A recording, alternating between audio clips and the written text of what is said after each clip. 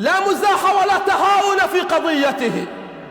كل القضايا قد نتهاون فيها، كل القضايا قد نتنازل عن بعضها، إلا قضيته صلى الله عليه وسلم.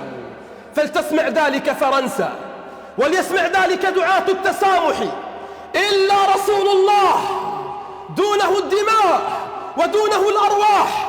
أيقول أمتي أمتي يوم القيامة، ونقف اليوم لنقول الواحد منا نفسي نفسي؟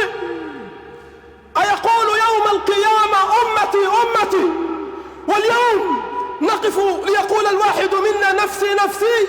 والله لا بارك الله فينا، لا بارك الله فينا إن خلص إلى رسول الله صلى الله عليه وسلم في زماننا. قل للذي شتم الرسول محمدا، قل للذي شتم الرسول محمدا ستنال منك أسنة ورماح.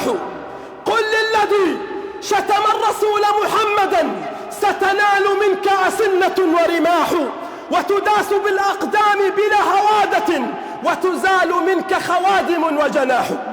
والله كل من تعرض لرسول الله سيداس بالأقدام دون هوادة.